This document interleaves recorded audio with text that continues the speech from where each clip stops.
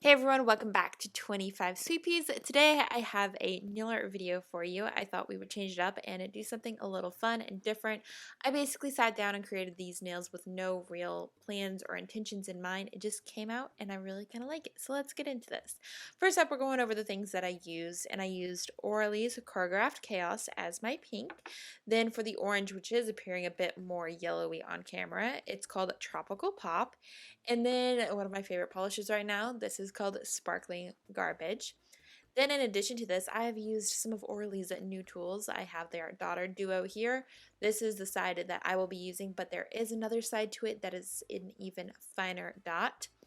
And then I'm going to be using one of their new brushes, which I absolutely love. They have this really nice thick cap to it. It feels like a very nice weight. I love a good weighted pen, and this is like that but in brush form. And this is the long detailer here. I still have its clear thing on. But now we're going to get into painting my nails. So first up, you of course want to put on a base coat, and then what you want to do is find a neutral polish in your collection that is very sheer. Something that like you would use for a French manicure just to kind of perfect your nail if needed. If you don't need that, you can skip this step and just go at it with your normal nail color underneath, but I like the layering of this French manicure base just to kind of bring it all together and create these layers. So first up, I'm taking the orange shade called Tropical Pop, and I'm putting very abstract like stripes on my nails in different places. As you can see here, there is no like method to this madness. I'm just making sure that I don't put too much on the nail, and I'm just putting one stroke going downwards. Now I'm going to do the same thing with the pink, and these do not have to touch the orange. You can put them however you fancy, but the best part of it is that you definitely do want to leave some of your natural nail showing. Now after that is done and it is all dry, you want to go over with that French-like polish that you've picked out of your collection. For me, actually, I was using a Zoya polish for this called Bela, and I found that one to be really good, but different ones are going to work for different people based upon your skin tone. But what I'm doing with that is I'm actually sandwiching that with the neon colors that we already applied. So I'm putting one coat on top of all of the neons. Basically, it's taking the neons down a bit, and now we're going to be applying more of the neons, and this is going to help us create a really neat kind of background for the overall look of this design. And one thing that you guys have probably noticed is that I'm going the opposite direction with the brush this time. So I've put on one pink stroke and one orange stroke each time, going in the opposite direction that I did the first time. And once this is dried, I'm gonna go ahead and sandwich it in again with that French-like look.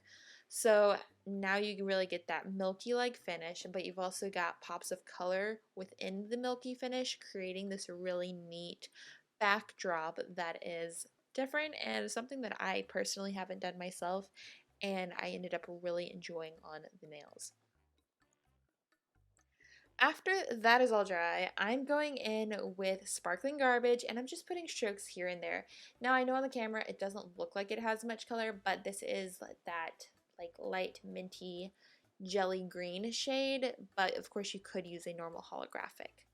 But now we are going to move on. While it is drying, I'm going to be using the daughter that I showed you earlier and some white acrylic paint to kind of just dot around the nail. So this is going to be the center of our flowers, and I have kind of just like made this up as I've gone, so there's no like exact amount of dots that you need here, but I usually started with like one in the center, and then I surrounded the one dot with a whole bunch of other dots to kind of just create some shape and like a full like center to a flower. Again, you can do this however big or however small that you want. You could do just one dot if you wanted to, if you don't have that much space, but you want to offset these. I only did one cluster per nail because I didn't want the flower to take over the whole nail, but I did want it to become like the main attraction. So having one piece of art on each nail lets it do that. And this is the brush that I'm using again. I thought I would show it to you. I really love these brushes so far. This is the long detailer, and like I said earlier, it has such a good weight to it. It's fine and it's super easy to work with. and I'm going in with it now and I'm creating some really loose flower petals. Now, I say loose because I don't want you guys to stress about like equal thickness or equal thinness in your lines. Of course, you can choose to go whichever way you want, but I've personally been doing a lot of line drawing and playing with different thicks and thins in my lines, and I like the kind of like just unperfect looked in that case. So as you go around a curve, it does get a little bit thicker, and that's okay. But then when you're going straight and smooth, it is a bit thinner, but I feel like that gives the flower more character overall. And for a nail design like this, with it being so abstract, it just adds a whole nother level to it that I personally was really enjoying. And I did all of this art in acrylic paint. I know I've already mentioned that, and I've talked about it in my nail art basics series, but acrylic paint is just really good and easy to work with when you are working with fine details on the nails. It's very forgiving. If you mess up, you can wait for it to dry and just use some water and get it off most often. Even if not, it's like not the end of the world, and when you've got it like poured out on something, it's not going to dry up as fast as nail polish. It's not that sticky, pulley like feel. You're going to have a very fluid, smooth application when applying this acrylic paint. So after that is all done and everything is dry, you're going to let it dry completely because you don't want to smear the art you just did, and then you are going to apply your favorite top coat. This would look super fun with a matte top coat. I, however, did actually go with a shiny this time, trying something different for me. And that is it. It is super easy. It looks a little time consuming, but really, we just covered that really fastly and I didn't speed any of it up. So here's your final look at this design. I hope you guys enjoyed it. I had so much fun with this design. And if you also want to see another look that I did using these 3 polishes, you can on my blog today, because I have a blog post up featuring this manicure and one other that I have absolutely been loving.